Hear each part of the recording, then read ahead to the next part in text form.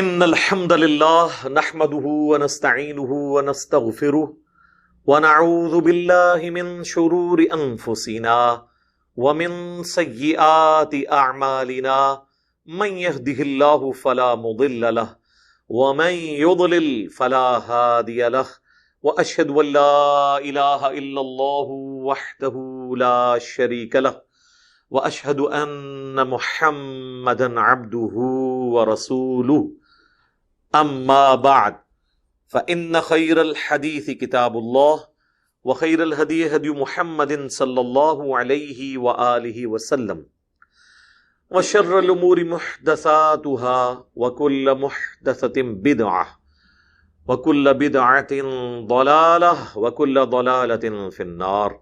اعوذ بالله السميع العليم من الشيطان الرجيم من همزه ونفخه ونفثه. بسم الله الرحمن الرحيم. رب اشرح لي صدري ويسر لي امري واحلل عقدة من لساني يفقهوا قولي. بسم الله الرحمن الرحيم. ان الله وملائكته يصلون على النبي يا ايها الذين آمنوا صلوا عليه وسلموا تسليما. اللهم صل على محمد وعلى آل محمد كما صليت على إبراهيم وعلى آل إبراهيم إنك حميد مجيد. اللهم بارك على محمد وعلى آل محمد كما باركت على إبراهيم وعلى آل إبراهيم إنك حميد مجيد. اللهم ربنا آتنا في الدنيا حسنة وفي الآخرة حسنة وقنا عذاب النار. ربنا آتنا من لدنك رحمة وهيئ لنا من أمرنا رشدا. لا إله إلا أنت سبحانك إني كنت من الظالمين. حسبنا الله ونعم الوكيل. يا حي يا قيوم برحمتك أستغيث ولا حول ولا قوة الا باللہ العلی العظیم. آمین. الحمدللہ آج 29 اگست 2021 کی قرآن کلاس نمبر 90 نمبر کی اسٹوڈیو ریکارڈنگ ہونے جا رہی ہے. آج انشاءاللہ تعالی ہم سورۃ المائدہ کی آیت نمبر 7 سے آنورڈ سٹارٹ کریں گے. پچھلی دفعہ سورۃ المائدہ کی آیت نمبر 6 کے کانٹیکسٹ میں میں نے وضو میں پاؤں کا جو مسح ہے اس کے حوالے سے تفصیلی ڈسکشن کی تھی. اس میں ایک چیز سکپ ہو گئی تھی، وہ میں چاہ رہا ہوں ریکارڈنگ میں آ جائے. سیدنا علی کے حوالے سے میں نے ایک حدیث بیان کی تھی صحیح بخاری کی کہ انہوں نے کوفے کی مسجد میں وضو کا طریقہ صحابہ کرام کو تعلیم کیا. اسی کانٹیکسٹ میں ایک اور حدیث ہے سنن نبی داؤد کے اندر کہ سیدنا علی کہتے ہیں کہ اگر دین صرف اپنی رائے اور عقل کے مطابق ہوتا تو میرے نزدیک پاؤں میں جو جرابیں یا موزے پہنے جاتے ہیں ان کے تلووں کا مسح ہونا چاہیے تھا، کیونکہ گندگی یا ایون مٹی وغیرہ اس جگہ پہ لگتی ہے. لیکن چونکہ میں نے نبی صلی اللہ علیہ وآلہ وسلم کو موزوں کے اوپر والے حصے کا مسح کرتے ہوئے دیکھا ہے، اس لیے سنت کو فالو کرنا چاہیے. یہ ابو داؤد کی حدیث کی سند ضعیف ہے، لیکن اس کے فٹ نوٹ کے اوپر شیخ زبیر لیزئی صاحب نے سنن نبی داؤد میں لکھا ہے کہ یہ سند تو اس کی ضعیف ہے لیکن یہ حدیث ٹھیک ہے، کیونکہ اسے سپورٹیو ایک حدیث مسند حمیدی کے اندر موجود ہے. یہ جو امام ہیں حمیدی یہ استاد ہیں امام بخاری کے، اور صحیح بخاری میں امام بخاری نے کئی احادیث ان سے لی ہیں. انہوں نے اپنی بھی ایک حدیث کی کتاب لکھی ہے مسند حمیدی، وہ اردو ترجمہ ہو کے شبیر بردرز جو بریلویوں کا ہے انہوں نے اردو ترجمہ کر دیا، اس کا PDF بھی اویلیبل ہے. تو اس کی حدیث کا حوالہ دیا ہے کہ اس میں حدیث موجود ہے جس کی سند بالکل ٹھیک ہے اور اس میں یہی الفاظ ہیں. لیکن اگر آپ وہ حدیث کھول کے دیکھیں تو آپ کے لیے حیران کن چیز یہ ہوگی کہ اس میں جرابوں کا یا موزوں کا ذکر نہیں ہے، بلکہ اس میں صرف یہ لکھا ہے کہ سیدنا علی کہتے ہیں، انہوں نے وضو کر کے یعنی کرنے کے بعد بتایا کہ اگر دین صرف عقل اور رائے کی بنیاد پہ ہوتا تو پاؤں میں تلووں کا مسح کیا جاتا، کیونکہ مٹی وغیرہ تو وہاں لگتی ہے، لیکن چونکہ سنت یہ ہے کہ پاؤں کے اوپر کے حصے کا مسح کیا جائے۔ وہاں حدیث کے اندر جو الفاظ ہیں وہ قدم کے ہیں، اس میں نہ جرابوں کا ذکر ہے نہ موزوں کا، بلکہ وہ کہتے ہیں کہ اگر میری عقل پہ ہوتا تو میں قدموں کے نچلے حصے کا مسح کرتا، کیونکہ مٹی وہاں لگتی ہے۔ تو یہ الفاظ ہی بتا رہے ہیں کہ وہ جرابوں کی بات نہیں کر رہے، ورنہ جراب یا موزے کے نچلے حصے پہ مٹی لگی ہو یا نہ لگی ہو، کیا اس کا میرا کیا لینا دینا؟ وہ سادہ پاؤں پہ مسح کی بات کر رہے تھے کہ سادہ پاؤں کے اوپر اگر مسح ہوتا تو نچلے حصے پہ ہونا چاہیے جہاں پہ ہلکی مٹی لگ جاتی ہے، اوپر کا حصہ تو عموماً صاف ہوتا ہے، اس پہ تو خالی بھی ہاتھ پھیر لیے جائے کافی ہے۔ اب یہ حدیث ایک بڑی واضح حدیث تھی،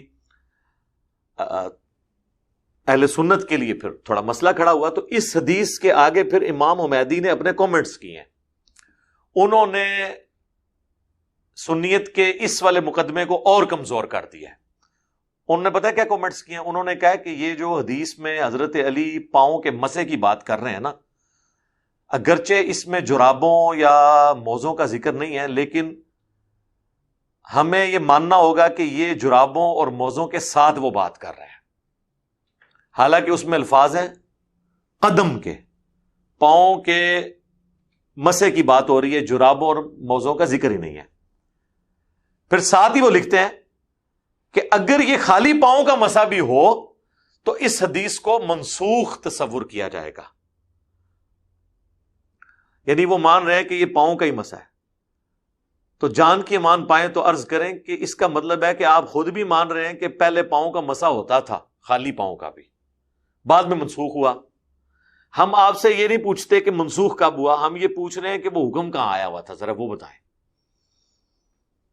قرآن میں ہی آیا ہوا تھا اور کہاں آیا ہوا تھا؟ تو کوئی آیت ہمیں یہ کوئی حدیث مجبور نہیں کرتی کہ قرآن کے کسی حکم کو منسوخ کریں۔ یہ بات کر کے خود پھنس گئے امام حمیدی، یہ کمنٹس کر کے خود پھنس گئے کہ پہلے اگر مسح تھا نا پاؤں کا تو منسوخ ہوا۔ تو میرے بھائی تو اس طرح کی تو کئی حدیثیں ہیں، جیسے صحیح مسلم میں امام مسلم پہلے حدیث لے کے ہیں کہ نبی علیہ السلام نے آگ پہ پکی ہوئی چیز کھائی اور اس کے بعد وضو کیا۔ پھر آگے حدیث لے کے آئے ہیں کہ پھر آپ نے غزوہ خیبر کے موقع پر یا فتح مکہ کے موقع پر آگ میں پکی ہوئی چیز کھائی اور اس کے بعد وضو کا اعادہ نہیں کیا۔ اس سے امام مسلم نے ثابت کیا کہ وہ حدیث منسوخ ہے۔ تو پہلے تھی نا، ہم یہ پوچھتے ہیں آپ تو سرے سے پاؤں کے مسح کے قائل ہی نہیں تھے، تو وہ حکم کون سا ہے جو منسوخ ہوا ہے؟ وہ حدیثیں کدھر گئیں جن میں پاؤں کے مسح کا ذکر تھا؟ حدیث تو کوئی بھی نہیں ہے، قرآن کی آیت ہی ہے۔ پھر اگلی بات، قرآن کی آیت کو کون سی حدیث منسوخ کر سکتی ہے؟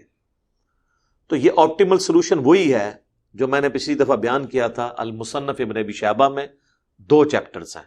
ایک چیپٹر وہ لے کے آئے کہ ان لوگوں کا بیان جو وضو میں پاؤں دھونے کے قائل تھے، اور ان لوگوں کا بیان جو وضو میں پاؤں کے مسح کے قائل تھے مطلقاً۔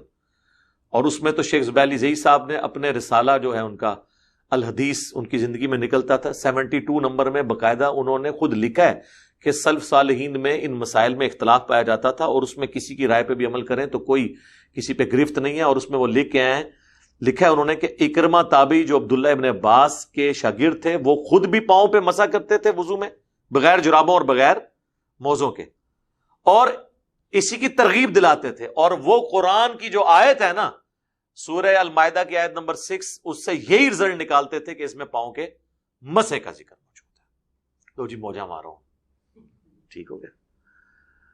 تو جو میں نے پچھلی دفعہ بتایا تھا نا کہ اہل تشیع بھی اگر پاؤں پہ مٹی لگی ہو تو پہلے اسے دھوتے ہیں۔ اس کی ریزن یہ ہے کہ ان کا ماننا یہ ہے کہ اگر پاؤں پہ مٹی یا گرد ہوئی اور آپ نے اس کے اوپر ہاتھ پھیرا تو پھر آپ کا مسح پاؤں پہ نہیں اس مٹی پہ ہو رہا ہوگا، اس لیے وہ پہلے پاؤں دھو لیتے ہیں۔ اب اگر کسی کے پاؤں پہلے ہی دھلے ہوئے ہیں اور اسے وضو کرنا پڑتا ہے اور کوئی گرد وغیرہ نہیں لگی ہوئی، گھر میں بیٹھا ہوا ہے اور وہ مسح کر لیتا ہے، تو کوئی حرج نہیں اس میں۔ لہٰذا وہ احادیث جو بخاری اور مسلم میں آئی ہیں کہ نبی علیہ السلام نے فرمایا کہ ایڑیوں کو خشک ہونے کی وجہ سے یا پاؤں کے تلووں کو خشک ہونے کی وجہ سے عذاب دیا جائے گا، تو یہ اس صورت میں محمول ہوگی پھر یہ احادیث۔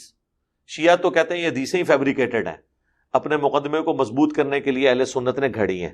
ہم چلیں اس ایکسٹریم پہ نہیں جاتے، سپوز اگر یہ ہے بھی ہیں تو یہ اس صورت میں، چونکہ وہ سفر کا ذکر تھا کہ نبی علیہ السلام سفر میں جا رہے تھے اور صحابہ کرام وضو کرنا شروع ہوئے، اور سفر میں تو ظاہر پاؤں پہ گرد لگتی ہے، تو اس میں تو شیعہ بھی قائل ہیں کہ ایسے پاؤں کے اوپر مسا نہیں ہوگا جس کے اوپر گرد یا مٹی لگی ہے، وہ پہلے آپ کو دھونا ہوگا۔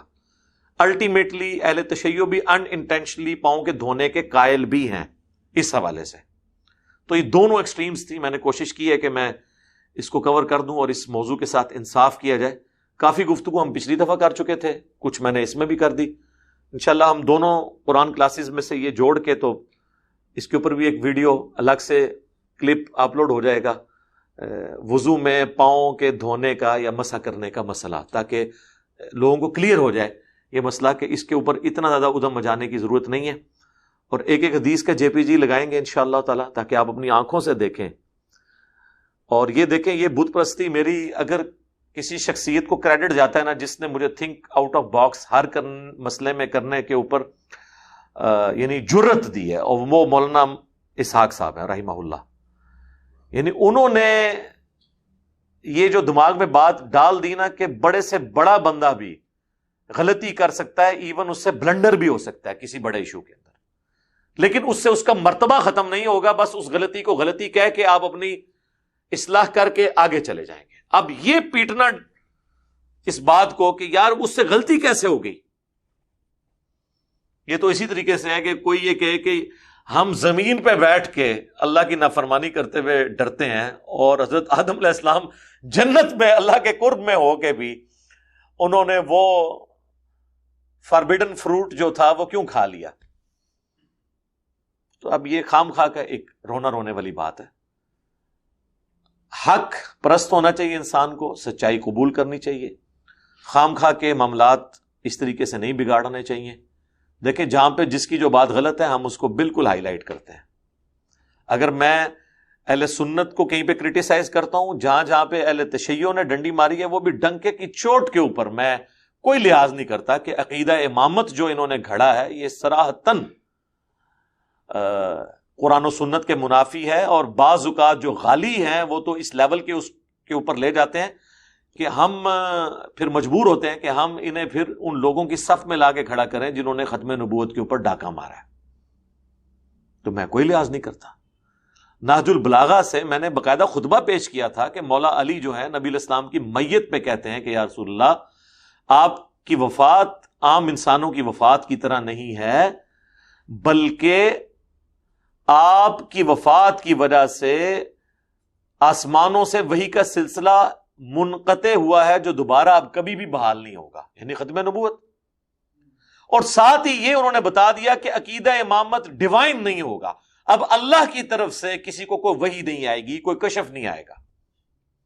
اور ساتھ ہی انہوں نے یہ کہا کہ اگر آپ نے ہمیں منع نہ کیا ہوتا تو ہم آپ کی میت کے اوپر نوحہ کر کے آہو بکا کر کے اپنے آپ کو ہلاک کر لیتے۔ تو اس سے میں نے یہ بتایا کہ ماتم نوحہ اس حوالے سے نوحہ کے جس میں چیخو پکار ہو، ایک تو ہے کہ آپ نظم کے انداز میں کرتے ہیں، وہ بالکل ثابت ہے۔ اس طرح کا کرنا، یہ مولا علی کے ایک خطبے میں یہ دونوں بنیادی چیزیں ماتم اور عقیدہ امامت، اس کو مولا علی نے اکھاڑ کے پھینک دیا۔ اس کے جواب میں بعض شیعہ علماء نے کہا کہ نہیں، وہ حضرت علی نے جو نوحے اور ماتم کی نفی کی ہے نا، وہ کی ہے نیچرل ڈیتھ کی، کہ وہ کہتے ہیں، ہم بھی کہتے ہیں کہ جس کی ڈیتھ نیچرل ہو اس کے اوپر ماتم نہیں ہونا چاہیے۔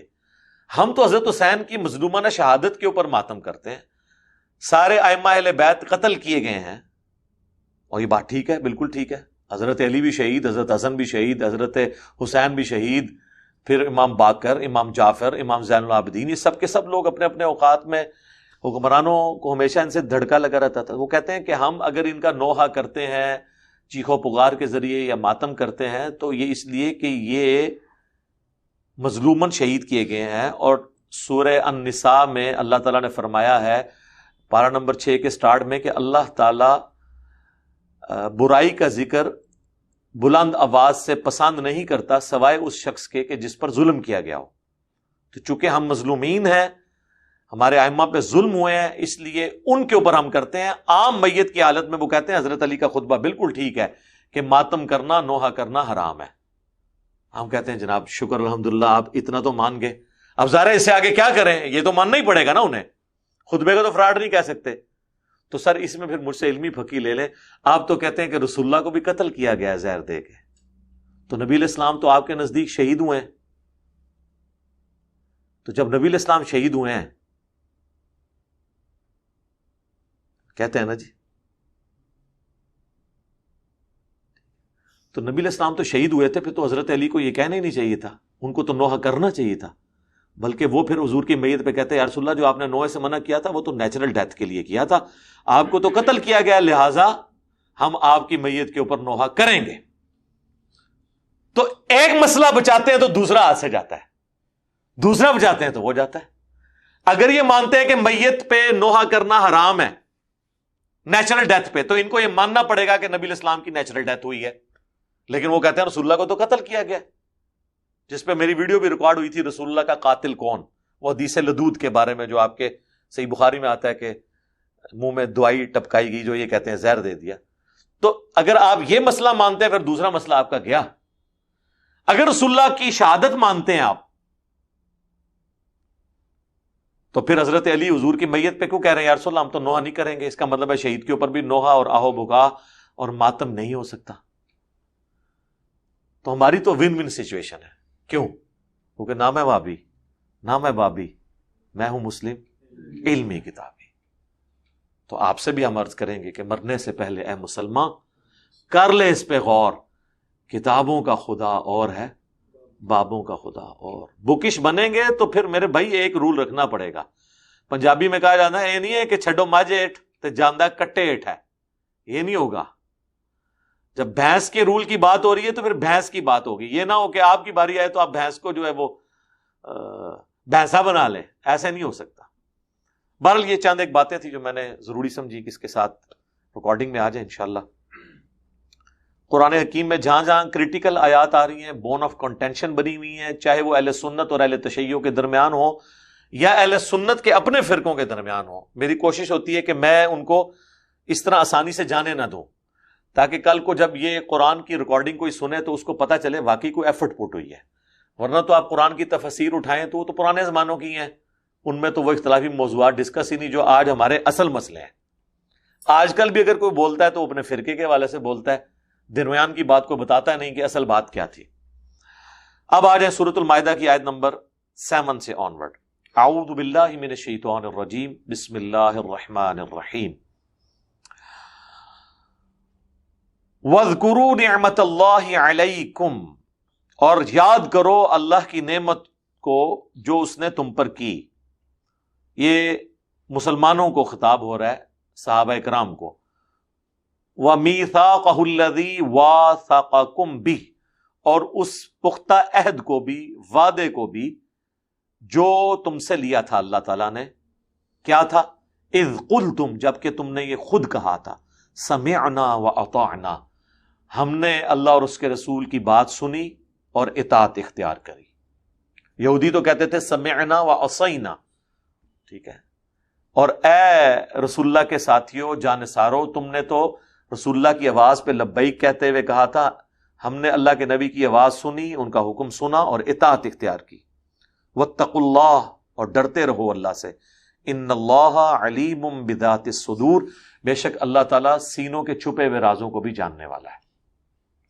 یہ آپ دیکھتے ہیں کہ قرآن حکیم میں جگہ جگہ یہ چیز ڈسکس ہوئی ہے کہ آپ اپنی شکلوں سے، اپنے اعمال سے پبلک کو تو دھوکہ دے سکتے ہیں، اللہ کو دھوکہ نہیں دے سکتے، کیونکہ وہ تو سینوں کے چھپے ہوئے رازوں کو بھی جانتا ہے. یعنی وہ تو یہ بھی جانتا ہے کہ بظاہر بہت بڑی نیکی اس کے اندر جو شیطنت چھپی ہوئی ہے کسی کی، جو دنیا کو نظر نہیں آتی. دنیا تو اس کی نیکی پہ تعریف کرے گی، لیکن وہ کس پلاننگ کے تحت کر رہا ہے؟ ریاکاری کے لیے کر رہا ہے، دھوکہ دینے کے لیے کر رہا ہے. اللہ سے وہ چھپ نہیں سکتی.